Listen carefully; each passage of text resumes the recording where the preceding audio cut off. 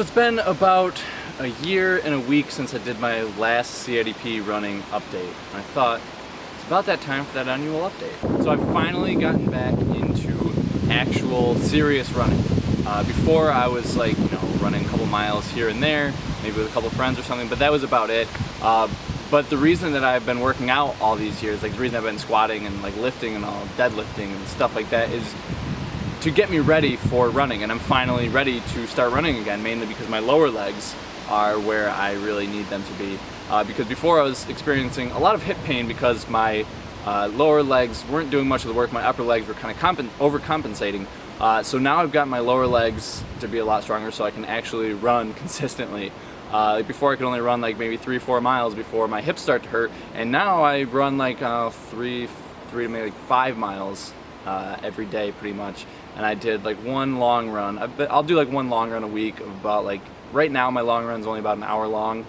I'd like to eventually get it up to like 90 minutes, but I've only actually been running for like a week and a half. So I feel like an hour after like a week and a half of running is not that bad.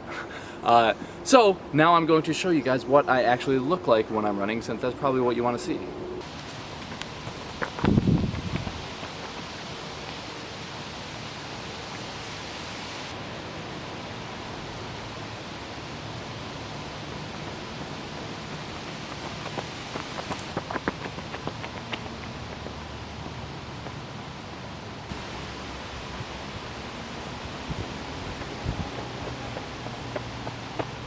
So now that you guys have seen me sprinting and just going like a normal run, I figured I would update you guys a little bit more in my running life, my running career, because recently I just accepted a job at a running camp. I'm going to be a camp counselor, and I'm also going to be doing some video for them on this new camera.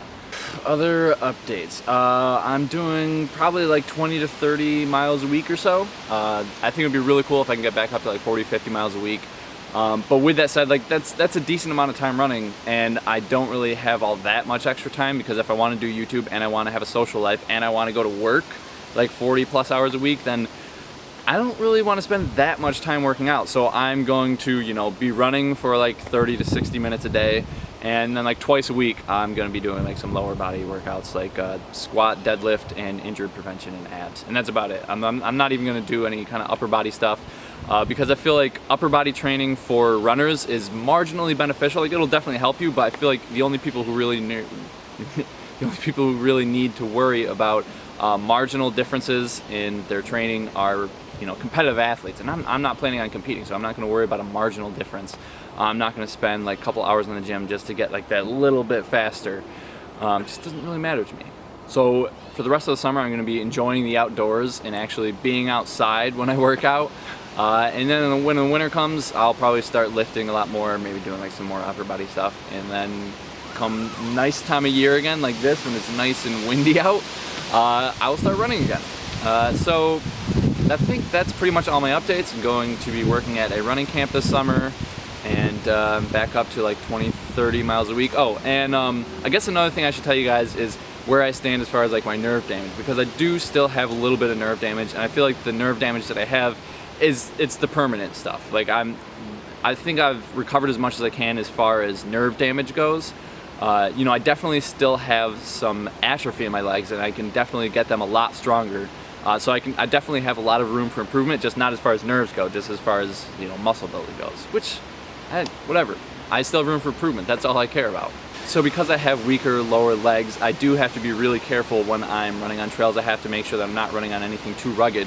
And if I do run on anything too rugged, I just have to stop and just start walking, because I would rather just not complete a run like running the whole time. I'd rather just walk for a little bit and be able to finish it, and then go on to the next day of running and the next couple weeks of running. Because if I try to push it and I run on terrain that's just too rugged for me, then I'm gonna have to not finish that run, be in a lot of pain, and not be able to run for a couple weeks. And the best way, any serious runner will tell you that it's more important to be consistent than just have your one workout be like the best. It's better to just focus on consistency. And I guess the only other nerve damage that I have is in like the bottom of my feet. If I step on something, then it's gonna hurt more than it used to.